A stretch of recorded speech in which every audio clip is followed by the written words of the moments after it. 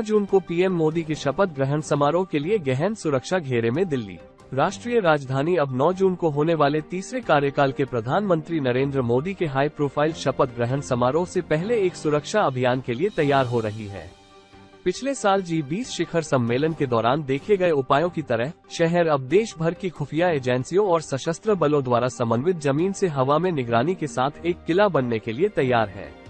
यदि सूत्रों पर विश्वास किया जाए तो मध्य दिल्ली को सुरक्षित करने के लिए उन्नत घुसपैठ चेतावनी प्रणालियों से लेकर गुप्त स्नाइपर्स तक हर संभव संसाधन को लागू किया जाता है, जिसे अधिकारियों ने संभावित सुरक्षा दुस्वप्न के रूप में वर्णित किया है। लालकृष्ण आडवाणी से मिलने उनके घर पहुंचे नरेंद्र मोदी, तीसरी बार पीएम पद की शपथ से पहले लिया आशीर्वाद। राष्ट्रीय जनतांत्रिक गठबंधन ने सर्वसम्मति से नरेंद्र मोदी को संसदीय दल का नेता चुन लिया है। एनडीए संसदीय दल की बैठक के बाद नरेंद्र मोदी सेंट्रल हॉल से सीधे भाजपा के वरिष्ठ नेता लालकृष्ण आडवाणी के घर पहुंचे। मोदी ने उनसे मुलाकात की और उनका आशीर्वाद लिया व कुशलक्षेम जाना। इस दौरान उन्होंने वरिष्ठ भाजपा नेता को गुलदस्ता भेंट किया। वहां आडवाणी की बेटी प्रतिभा भी मौजूद थी।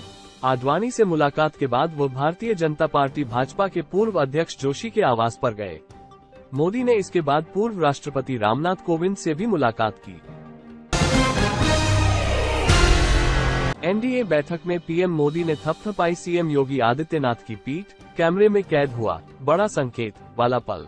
प्रधानमंत्री नरेंद्र मोदी ने पुरानी संसद के केंद्रीय कक्ष में राष्ट्रीय जनतांत्रिक गठबंधन एनडीए सांसदों की बैठक में उत्तर प्रदेश के मुख्यमंत्री योगी आदित्यनाथ की पीठ थपथपाई और भाजपा के विरोधियों को बड़ा संदेश दिया। प्रधानमंत्री नरेंद्र मोदी को भगवा ब्लॉक के नेता के रूप में चुने जाने के बाद उनके भाषण के बाद एनडीए सांसदों, भाजपा मुख्यमंत्रियों, नेताओं द्वारा स्वागत किए जाने के बाद उस क्षण को कैमरे में कैद कर लिया गया। एनडीए हिंदुस्तान का सबसे सफल प्री पोल अलायंस, संसदीय दल के नेता चुने जाने के बाद बोले Narendra Modi. National democratic alliance की संसदीय दल की बैठक में नरेंद्र मोदी के नाम पर मुहर लग गई है। बीजेपी के वरिष्ठ नेता राजनाथ सिंह ने एनडीए के नेता के तौर पर नरेंद्र मोदी के नाम का प्रस्ताव रखा है। नीतीश कुमार ने जेडीयू की तरफ से नरेंद्र मोदी को भारत के प्रधानमंत्री पद के लिए समर्थन दिया। एनडीए संसदीय दल के नेता चुने जाने के बाद नरेंद्र मोदी ने कहा कि एनडीए हिंदुस्तान का सबसे सफल प्री पोल अलायंस है। मैं हृदय से सबका बहुत बहुत आभार व्यक्त करता हूं। अगले सप्ताह कमजोर पड़ सकता है मॉनसून, सामान्य से कम बारिश होने की संभावना। दक्षिण भारत के करीब सभी राज्यों में पहुंचने के बाद मॉनसून भारत के पश्चिमी राज्य महाराष्ट्र पहुंच गया है। हालांकि मौसम विभाग के 2 अधिकारियों ने ये जानकारी देते हुए कहा कि अगले सप्ताह मॉनसून कमजोर पड़ सकता है और सामान्य से कम बारिश होने की संभावना है। आरबीआई का बड़ा फैसला, नहीं बढ़ेंगी होम लोन की एमई, रेपो रेट में कोई बदलाव नहीं। भारतीय रिजर्व बैंक आरबीआई के गवर्नर शक्तिकांत दास शुक्रवार सुबह मौद्रिक नीतियों के अगले सेट की घोषणा की। रिजर्व बैंक की बैठक में भी रेपो रेट में कोई बदले नहीं किया है। 2024 में तीसरी बार लगातार भी रिजर्व बैंक ने रेपो रेट में कोई परिवर्तन नहीं किया। महंगाई दर को काबू में रखने के लिए रिजर्व बैंक के प्रयास जारी हैं। अभी रेपो रेट 6.50 ही रहेगा। सेंसेक्स 1618 अंक उछलकर 76,693 पर हुआ बंद। निफ्टी में भी 468 अंक की बढ़त।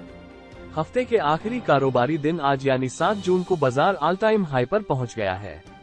दिन के कारोबार में सेंसेक्स 76,795 के स्तर पर पहुंच गया। वहीं निफ्टी में भी करीब 500 अंकों की बढ़त है। ये 23,310 के स्तर पर कारोबार कर रहा है। कारोबार के अंत में सेंसेक्स 1618 अंकों की बढ़त के साथ 76,693 के स्तर, वहीं निफ्टी भी 468 अंक मजबूत हुआ। ये 23,290 के स्तर पर बंद हुआ। भारत में स्वच्छ ऊर्जा, अन्य क्षेत्रों में 2030 तक $500 अरब के निवेश अवसर। वाणिज्य मंत्रालय ने बृहस्पतिवार को कहा कि भारत में नवीकरणीय ऊर्जा, हरित हाइड्रोजन और इलेक्ट्रिक वाहन सहित स्वच्छ ऊर्जा मूल्य श्रृंखला में 2030 तक $500 अरब से अधिक के निवेश के अवसर मौजूद हैं। Indo Pacific economic framework for prosperity (IPF) के स्वच्छ अर्थव्यवस्था निवेशक फोरम की 2 दिवसीय बैठक में भाग लेने के लिए सिंगापुर में मौजूद वाणिज्य सचिव सुनील बर्थवाल ने यह बात कही।